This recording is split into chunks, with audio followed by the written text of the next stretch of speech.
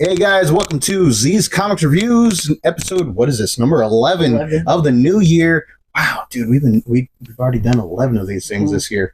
Time is flying by. Has it been 11 weeks? Yeah. Been 11 weeks. Just about, yeah. Of the new year? Yeah. I feel like it should be longer. We're in what? March? March? Middle of March, yeah. Yeah, that's all right. I guess. All right. 6 weeks a month, right? Roughly? Just 4? 4 weeks? I don't know. I'm just going off of school logic. You're not even in school anymore. It used to be. We all used to be. Exactly. All right, guys, we are already off to we're already off to off kilter already. All right, so we got 8 comics, right? Because we're also doing Amazing Spider-Man. Where does Amazing Spider-Man fit in here? Before or after this one? Unless, did you want to just do the 7? We can just do the 7. Okay. Amazing Spider-Man. I guess just a rough grade.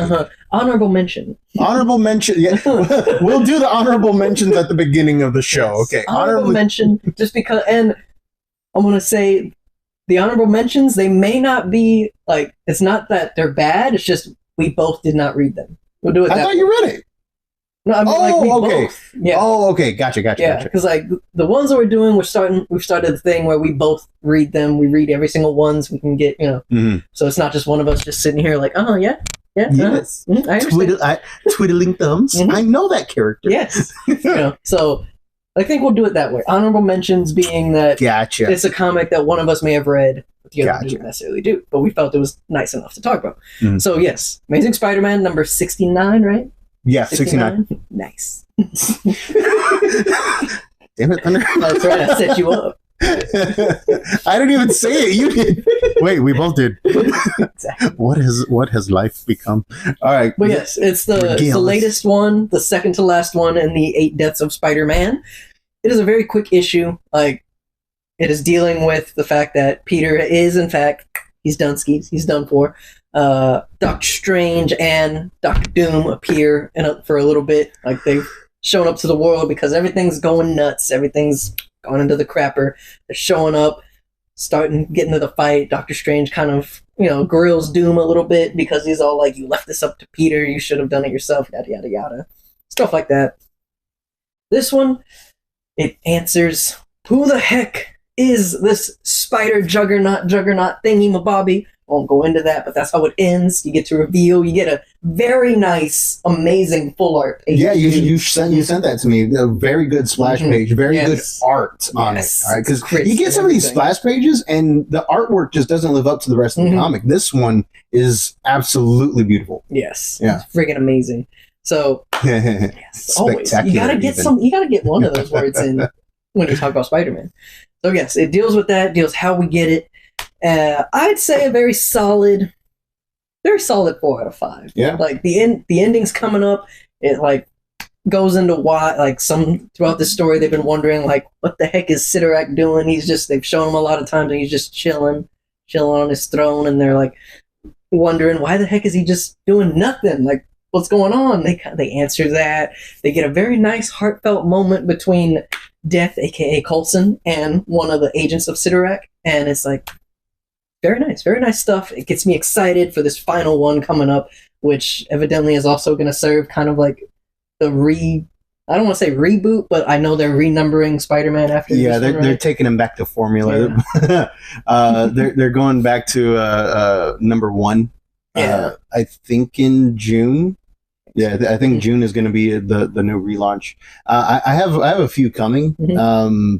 I don't know who the team is yet because I know it's not this team. But yeah, I know like one of my favorite arts for it is Simone DeMeo, which you've seen her artwork on the covers for Batman and Robin and Batman Brave and the Bold. Yes. So that's pretty much all I know about it. I haven't really read any synopsis aside from, hey, Spider-Man's getting a new number 1. I'm like, damn it, now I gotta order that. Which, I mean, I don't really understand why, but either way, it's looking good. 4 out of 5. excited for the ending, the final piece. So honorably mentioned, Amazing Spider-Man number 69, yes, at 4 out of 5. All right, cool. Now let's get on with the main stuff that we both read, so that way, we can convey our thoughts. You know what? Now that I'm thinking about it, I gotta drop Herculoids down to a 2. Okay, so on my notes, when we Herculoids number 1 on sale now. You're probably going to notice a mix of last week's and this week's because releases, because they didn't ship my stuff until this week. So you're going to hear some stuff that may have been available last week, but we'll get there, because I know Herculoids was one of the ones I was supposed to get last week. So, yeah. Herculoids number 1. I'm just going to Darkwing Duck too, right? Yeah, Darkwing Duck too. Herculoids number 1. I'm going to tell you right off the bat. I'm going to give it a 2 out of 5. It tries to hit the nostalgia factor, but at the same time, I did not feel anything that the old cartoon made me feel. You know what I mean? Like just sitting there, in your PJs on the weekends, watching Herculoids on Boomerang or whatever. I didn't feel that from here. That was pretty good. But yeah, I didn't feel that from here. Honestly, I didn't feel the love of the characters come through on here. I felt like they were just trying to make it a little bit darker, a little bit more edgy, just for edgy's sake.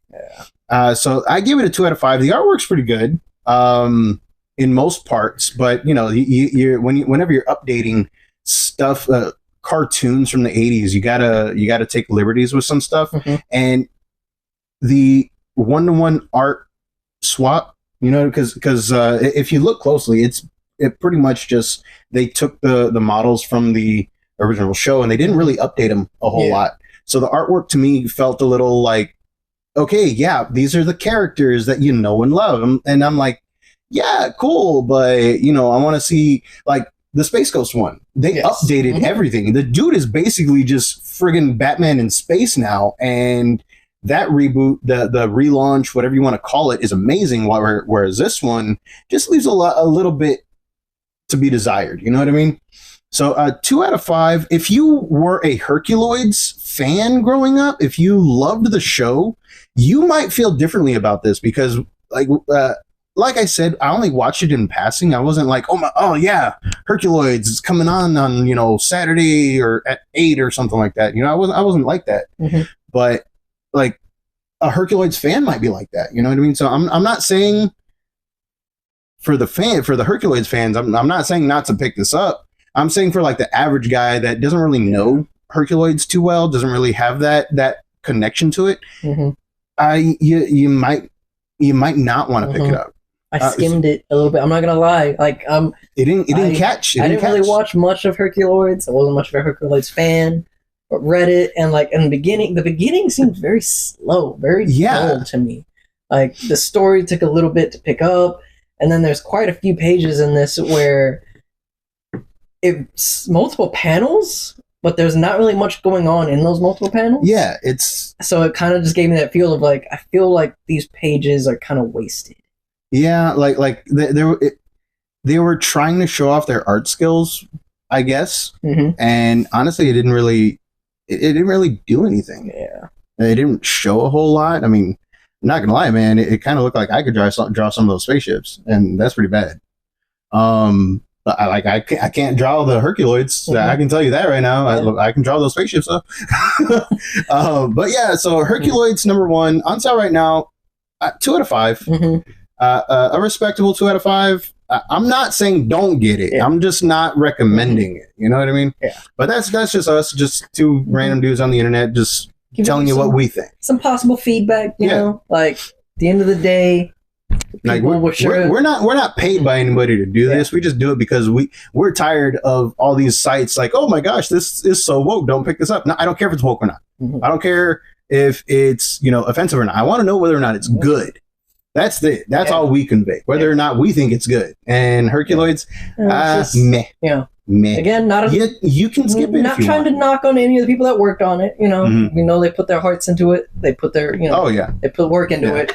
But just It didn't resonate with us. Not for us. I'm sorry. Nah. I'm sorry about that. All right. So Herculoids, 2 out of 5. Moving on to Mothra, Queen of the Monsters. Mothra, I don't believe has ever had her own comic. This is her first. I believe this is her first solo comic, if I remember right. I think she's had a one shot. That's about it. But like, this is supposed to be a mini series, and I'm keeping with the 3 out of 5 on this. The artwork is just filled with chaos. I mean, it looks dirty, it looks gritty, but for the type of story it's telling, it works for it. The whole thing starts off when Mothra loses a fight, and this is in the solicitation, so this isn't a spoiler or anything. One of the main characters, I'm spacing on her name just because, like, this is I think it was a mildly forgettable like book. Emmy and Ellie. Emmy and Ellie. Okay, the main one is Emmy. Okay, so Mothra number 1. Like I said, 3 out of 5. The main character, or one of the main characters, Emmy, is living in a ruined city that's been overrun by these bug-like kaiju, and she just straight up hates Mothra because Mothra lost. All right, Mothra lost against this gigantic ant kaiju, and things. Yes, exactly. No, I could label them as them. At first, the artwork made it seem like Batra. Kind of, yeah. And I was like, oh snap, we're gonna get Batra in here, hell yeah. And like giant ants. And then they zoomed down. I was like, man, this is a bait and switch. I think they knew what they were doing. Like, I think they knew what they were doing. But the story doesn't really advance a whole lot aside from showing what is going on, which for number 1, that's okay. Yeah. For number 1, for a new series, that's all right. I'm cautiously optimistic about where the rest of the series is going. They have certain points in there where, you know, you think some people are dead. Turns out some of them aren't.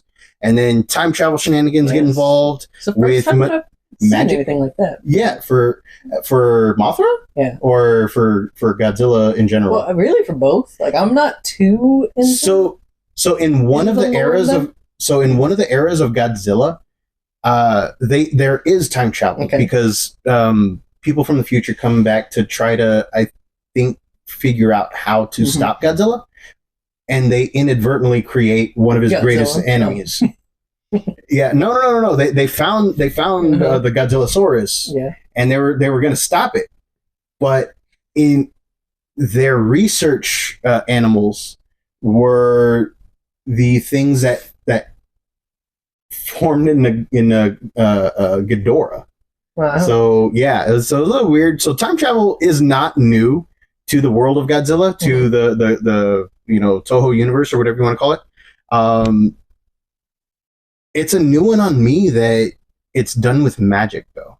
The magic did seem kind of strange in this. Like, I mean, all the Godzilla stuff that I've seen, I know strange stuff happens, but it's kind of like science. Stuff. Well, Mothra is weird. Mothra is definitely weird because magic is involved with Mothra's background and creation, all that stuff. So I just know that one is weird. That's it. The twins that sing and whatever, and I was just like, okay, maybe she just likes music. I don't know. No, there's some sort of magical something going on in there. I honestly don't really know a whole lot about it. Yeah, but for this comic, it's a good start to a hopefully good series. I'm not a fan of the artwork, though. I know I told you it works for the story, but to me, I'm just not a fan of it. You know what I mean? They had like, it looked like early 90s, late 80s, anime. To me, it kind of reminded me of that. I don't know if you've ever seen that meme where it's the soldier with that like shocked face, and in the background there's like it kind of reminded me of that meme setup, where I was like, oh, okay, it's not bad, but it's kind of grainy, kind of but it's so it didn't really, the artwork didn't really resonate with me, but the storyline is enough to keep you engaged. So hopefully it gets a little bit better. Hopefully we get a little bit more kaiju action going on. Yes. The twisty thing at the end, I want to see what that what that's about. So the little breadcrumb of a mystery at the end of the first issue of Mothra, Queen of the Monsters. I'm really hoping it pays off and just actually goes somewhere. So yeah, Mothra number 1, 3 out of 5. Mothra. Everybody loves Mothra. Oh man, you know how hard it is for me not to take that Avatar omnibus collection. Yeah, the omnibus. It is a collection of omnibuses. Yeah. Okay, and yes, omnibuses is the correct term. I've had to look it up. I think we've had this conversation, or a conversation like this. Oh, wait, I don't think we've had it on the. Maybe not of Avatar, but I don't care about. Well, I say I don't care if I'm doing anything professional. Of course, I'll do it the way it's supposed to. But personally, I always just like to add the S's to anything. I know possum is supposed to be poss-I when you're talking about multiple. See, that's I've never heard that before. So now I got to look it up. Possums. I learned that because of iCarly. Really? Yeah. Man. I go to Japan. Their special Japanese movie. I don't think I've seen that one. Where they're flying in the back of they're flying in this plane that's like a cargo plane piloted by Matt Damon. No, Donna's dad from that 70s show. Oh, okay. Yeah, all right. Piloted by him. All right. And he carries possums in his cargo plane. And so Freddy is just all like, I can't believe I'm in this thing surrounded by poss-I. And they're like, what do you mean poss-I? And he's like, one possum, many poss-I. And I'm like, this sounds dumb, but I'm still going to say possums or possums. I got to look that up because I don't know if that's right now. Because before I was like, okay, Thunder went to college. But I know. Now I'm basing my stuff off of iCarly. Yes, I got to look it up. But yes, because every time I see something that is on a show, I got to look it up. Don't we have? There's still phones in the other table, right? I don't know. I'm gonna go check. I think Dad took them. I shall be back just to take a look. All right. No, man, we got to talk about Aquaman. Oh, okay, we can look later. We can look later. We'll get back to you on our. We'll get this information back to you on our Sunday video. Yes, we'll have homework. All right, guys. Moving on to our next piece, Aquaman number 3. Yes. Number 3. So, pick number 3, my lord. So Aquaman number 3. The regular cover says Darkseid is Aquaman, and I didn't know that because I don't think I even ordered the regular cover. Just because these ones look better, but throughout the story, weird things are happening. You read DC All In, right? Yeah. Was there a point in there where Darkseid said that he's going to come back or something, or he's going to be reincarnated? So, not that I remember, because that all throughout, would have throughout it, I just remember him you got the one half where he just shows up randomly at the end and just disappears, and he's been gone ever since. And then you got his half, which is just him figuring out where he fits in the universe and all the universes, and merges with Spectre, does his thing, goes away to ends up creating his universe, the absolute universe. And as far as I know, that's where he's chilling. He's just okay, because I haven't heard anything about him wanting to come back or anything. He's just because in this one, you read it too. Yes. You get little inklings of new gods playing around in here and stealing powers, and he's over there. Aquaman is over there thinking well, if Darkseid comes back, am I him? Kind of thing. Am I going to become Darkseid? And there, I was just wondering, which is a great way to try to get Aquaman interesting. Dude, they're doing a pretty damn good job. They turned him into a friggin' bloodbender. They are. Aquaman is a bloodbender. I know we talked about this on issue 2, but now it is part of a prophecy for going forward in this story that they needed somebody who could bloodbend pretty much. Seth Green, if you are reading this, you need to make stuff about Aquaman being kind of cool now. What? Okay, yeah, okay. But it's so, dude, he dogged on him so much. He did. That's why so many people hate him. Well, not hate him. They just this is like they don't really care. Yeah. But this comic, Aquaman, the latest Aquaman series, okay, is making a pretty damn good case to like fear Aquaman or like to clamor for Aquaman. They're not just chipping away at things. They're just, he's straight up a bamf in here. All right.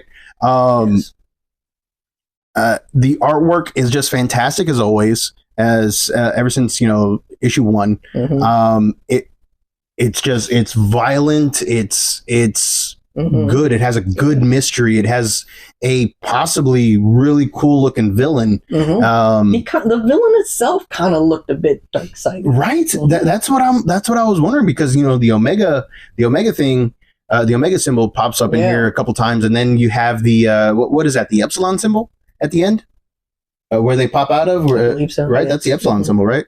So Epsilon, however you want to say it. No, Epsilon. And then you get the return of a character that, to my knowledge, has not been in the comics for decades. Lori Lamaris, right? Yeah, Lori Lamaris was at the time one of Superman's ex-girlfriends. She pops up in here, and there's like a, hey, it's you! Oh God, it's you! Kind of thing. And slithering.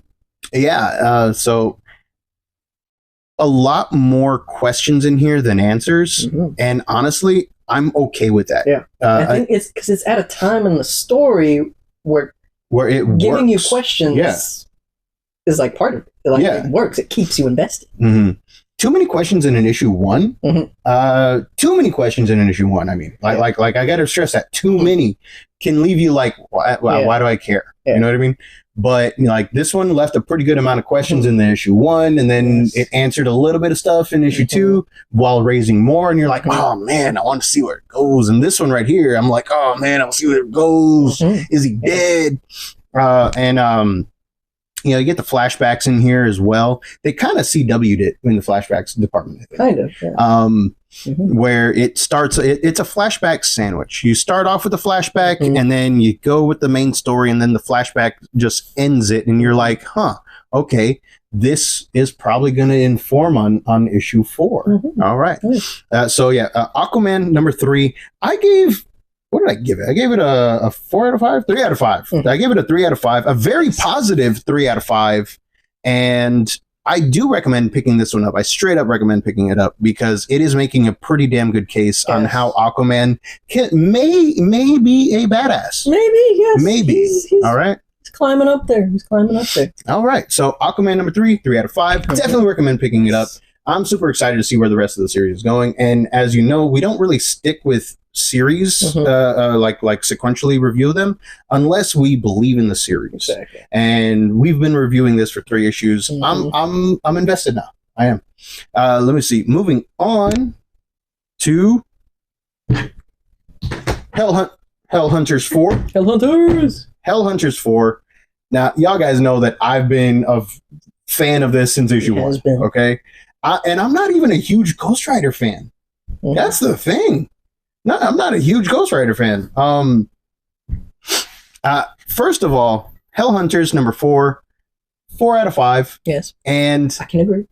It picks up right where the issue third issue leaves off, where they are fighting this gigantic amalgamation of corpses that have been, summoned by these the demon Nazis, right? Nazis. The Demonazis. You get Ghost Rider, Ramiro, Ghost Rider ish, who is sort of in control of the Rider at this point. Yes. You get Bucky in there. Who is Bucky? He's not the Winter Soldier yet. He's just like a teenage kid, straight up 15-year-old kid trying like hell to kill these Nazis for America, and upset that he can't drink, he can't smoke, he can't cut limbs off of dead Nazis anymore. Yeah, it's like, what you do in the 40s, I guess. I don't know. But yeah, after, the main conflict, after the initial conflict ends, everybody's just ready to cut and run because, holy crap, the demon Nazis are going to win. Stuff's going down. And at that point, everybody's just like, okay, we got to leave. We got to go and save whoever we're going to save. Yes. Zarathos ain't having it. And I'm not I'm not talking about Ghost Rider. I'm talking about the demon controlling Ghost Rider. He ain't having it. He's like, no, I am owed a soul. He made a deal. He made a bargain. He has not fulfilled his end of the bargain. I am going to take what I need. You are going to give me what I need. And he ends up forcing the other Hell Hunters. I'm calling them the Hell Commandos, okay? Because Hell Hunters is a cool name. No, Hell Commandos, all right? Not Hellandos, all right? This ain't no Billy D. Nah, this ain't no Billy D outfit, all right? Hey, don't be dissing I'm not dissing Billy D, but this ain't no Billy D outfit. So the Hell Commandos are there, and Zarathos is like, no, you owe me. You all owe me. And here's what's going to happen. I'm going to give you all the powers you're going to need. And then you're going to go and kill these guys. We are going to go and kill these guys. And I felt it, man. Yeah. I felt it. I'm like, oh, man, give me some claws. Yeah, let's get in this comic. All right, let's page master this stuff. I was about to go off on it. Yeah, let's page master this stuff. Zarathos's demands were like on par with Captain America to me. Okay, like Captain America can get you to want to stand up in the middle of Endgame and fight. Nah, man. Zarathos is like, man, I owe this guy. All right, let's go. I mean, I get where you're coming, but to me, if I was them, it's just more of the thing of like, okay, this demonic thing is that you straight up tells him like, hey, I used to be an archangel. Like this former archangel demonic being now is saying like, nope, I've had it. I want this. In my mind, it's not to me. If I was like Wolverine and them, I wouldn't be like, yes, let's go. I'd be like, okay, I guess I'm going. What am I going to do? Like that. Yeah, like I'm not stoked. I'm just like, okay, I can't do anything about it. Let's go. Yeah. Like, all right, he made me want, like, damn, I guess I owe this guy. Let's go and finish this. Yeah. But yeah, Hell Hunters number 4. I gave it a very positive 4 out of 5. I highly recommend this one. It's so good. The artwork is amazing. The characters in here are written pretty damn well. And then at the end, oh my gosh, at the end, the writer is in control of something else that I have not seen a writer use yet. So I'm not even going to tell you what that is. I'm pretty sure they have, but I haven't seen it. Because we got horses, we got bikes, we got cars. Alejandro used a train. We got trains. Yep, we got a train. We got trains, automobiles, and... Planes, trains, and automobiles? Well, now we do. You told them you weren't going to say. I didn't say nothing else. All right, but the pun was there. The pun was there. I know. That's what I was going to be like. We're just missing. For those of you that get it, we're just missing one. But just went on two. But yeah. Now we got planes. But anyway, so like this one right here, like super good storyline. I'm excited for it, man. I want to see how it ends. I really do. All right, so Hell Hunters number 4, definitely 4 out of 5. Definitely pick it up. I highly recommend this one. This one is super fun. Moving on to Assorted Crisis Event. Assorted. So, okay, Thunder, tell me what you thought about this, because I'm all over the place with this. I really liked it. So I did enjoy it. I'm pretty sure I'm not at your level of enthusiasm for it. I don't even think I'm enthusiastic for it. I'm just like, what the hell, man? It definitely is a thinker. There's a lot of stuff that's going on. This is a universe it is a crisis universe. Like, every day goes by, some sort of apocalypse is going down. Like, it starts up saying like, oh, years ago there was a virus that came out that killed 99.9% of all life. And there was 2 years ago there was an ice age. Yeah, ice age. Or was that 3 years ago? Yeah. And perpetually too in this, they find out that evidently now this crisis that's going on is I don't want to say time travel, like time shenanigans. Yeah. Because time seems to be like unraveling or breaking down or something. Yeah, it's never really outright explicitly explained how it's happening. But there's some intriguing stuff going on. Like, there's people that will just like disappear out of existence. There's people that at the same time, and they even show you this happening, will age, de-age, be born, and like basically all the events of a human life happen all at once. And what was impressive is they showed that in this comic. They showed that was weird to that person that is simultaneously de-aging, being born, and like at the first I thought it was an aliens thing. Yeah, it really does look like it looked like a chest buster. Yeah. And then no, it's the dude as an infant giving birth to himself out of a chest cavity, but dying at the same time. Yeah, it's super weird. Wow. Yeah, like this is a thinker one. Like this is one where you know how if you tell someone to watch Interstellar and you tell them like, okay, you got to pay attention to Interstellar. Like you can't. It's not one of those movies where you can just like look at your phone sometimes, scroll, or do something else. Like you got to be invested. This, I feel, is like an Interstellar type thing. I'm with you on that. You really gotta like pay attention. You can't just skim. You can't just be like. Because I think I'm gonna have to reread this. But from what I did read, I greatly enjoyed it. I'm very curious as to where it's gonna go, because for the most part, the main character, whenever she steps out, she literally walks onto a movie set. Yeah. Honestly, because of that, and because of the ending too. I'm gonna switch comparisons from one Christopher Nolan movie to another, straight up Inception almost. Oh snap! Because of the fact of how it ends, it is like, wait a minute, what's going on? Especially with the time shenanigans stuff. There's multiple times in this they say like, oh okay, I wake up the next day, or a year from now, or a year in the past. It's hard to tell. Very Inception-y. Yeah, I'm right there with you on that. But it's intriguing enough. The artwork. The artwork is very chaotic, and it needs to be chaotic in order to help tell this story. It really does. It needs to be chaotic in order to fit the story. But more than that, it's just like there's always something to see in here, and you don't know what's important. Like the stuff in the background could be important. The stuff that's highlighted could be important, or it could be like completely nothing. You know? So you don't really know with this one. But because of how well it's written in the chaos, how it portrays the chaos, all that stuff, and it has me. You know what I mean? Like I'm not overly excited for it, but I'm like, damn man, I need to see where this goes. This is like leaving off on a cliffhanger, but an entire show filled with cliffhangers from scene to scene, and you would think that would annoy me. Like I would think that would be annoying, but it's done. It's done so well that you're like, damn, I gotta see where it's going. Masterful storytellers here. Yeah. And then even if our little review doesn't get you, one nice thing about this, which I haven't seen in many comics, there's actually a synopsis on the back.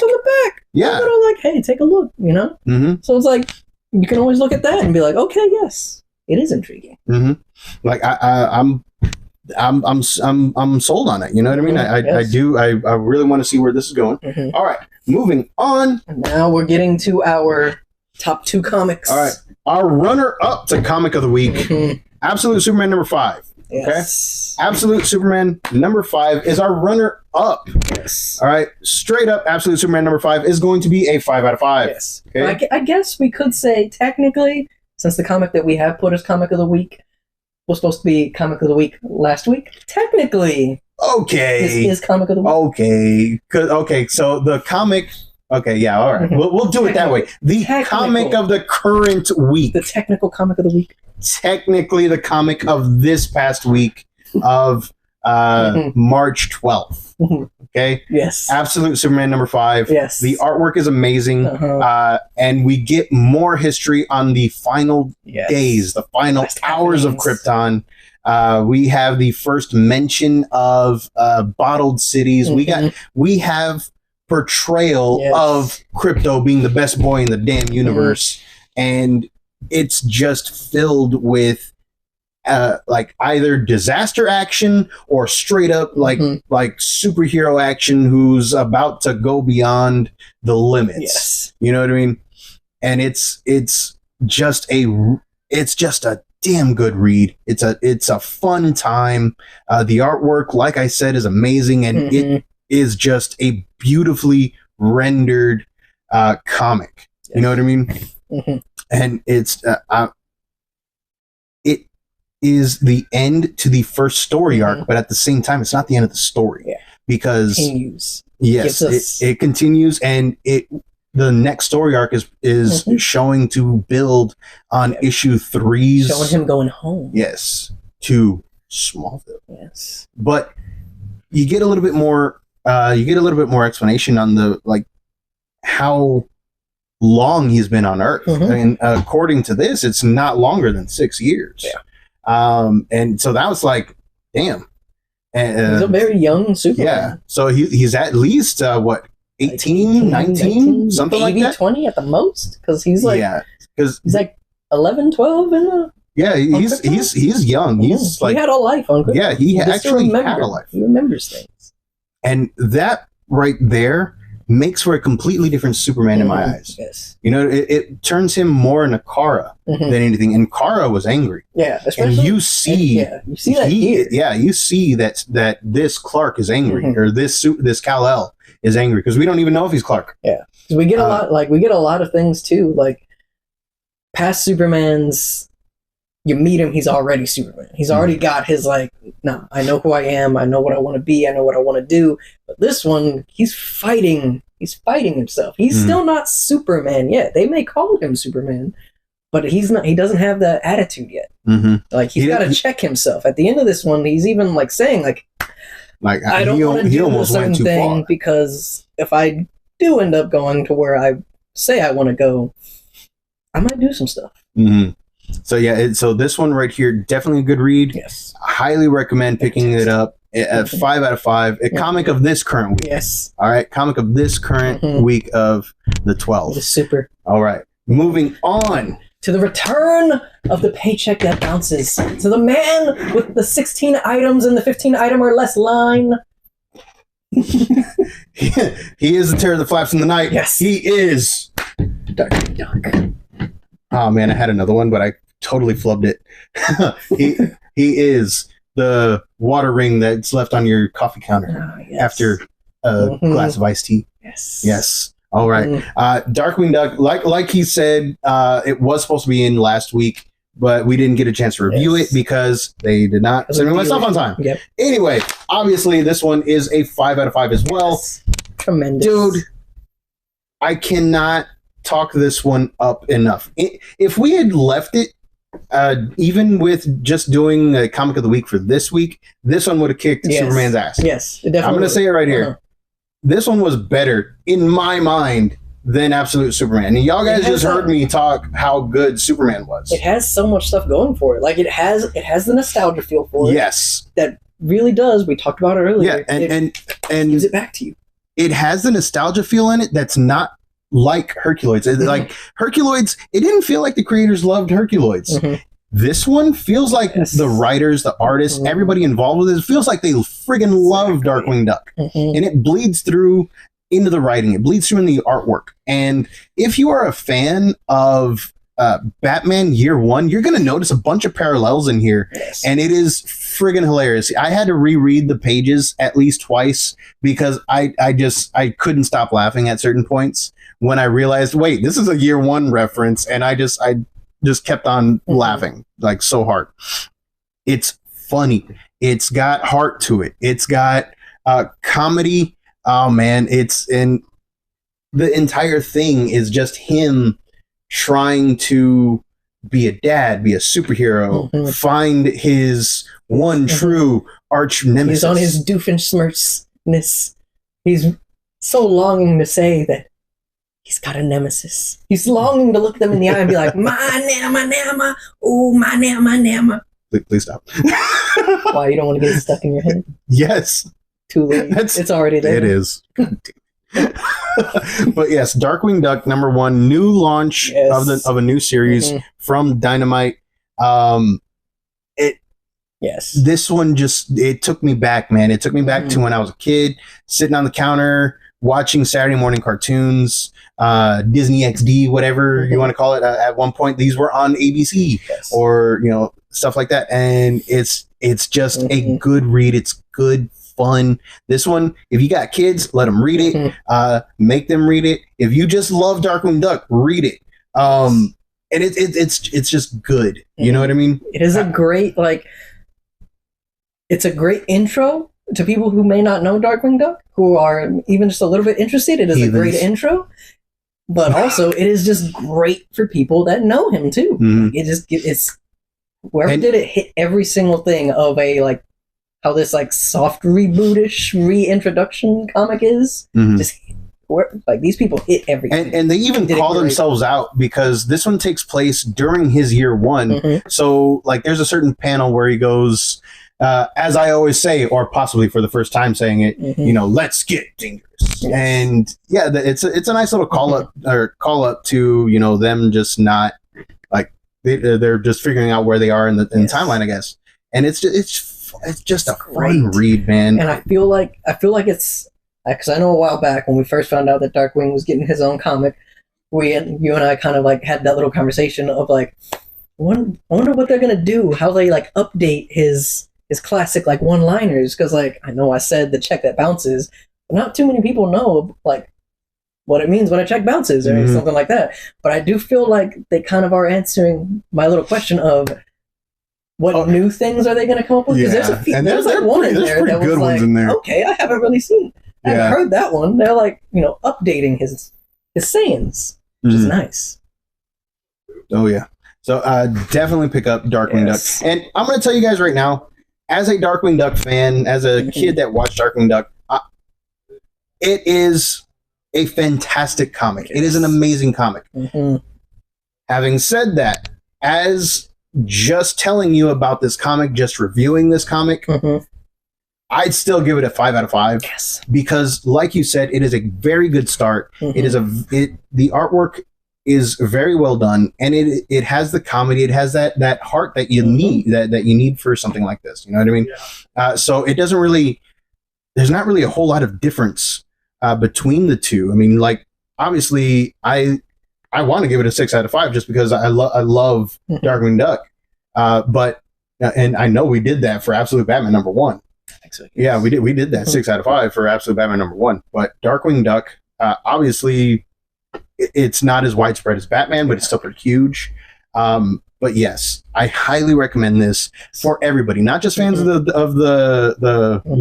the terror that flaps in the night, but also looking to get into something new. Yeah, also if you're looking to get into something new, absolutely. So that about does it for our reviews tonight. Yes, I think so. All right. So if y'all guys like the Rants and Raving 2 Mad Men, go ahead and give us a like, follow, share us with your friends. For the people on the podcast, follow those links to their YouTube channel, and you can see us in the early days where we didn't know anything about what we were doing, and laugh at us. We knew what we were talking about. We just didn't really know how to convey. We're feeling open. It's beforehand we were kind of like this, but now we were guarded. We were closed. Now we were not welcome. Welcome. Yeah. Yes, exactly. Welcome to my store. Anyway, won't you come on in? What was that? I don't know that one. I don't know the name of that song either, but I just know it goes won't you come on in, and then it's welcome to my world. I think I don't know that one. Is that The Showman or something? I don't know. I don't think so. Okay. I never even saw that movie. Neither did I. It's supposed to be good. I heard it was a good show, man. Boo. All right, guys.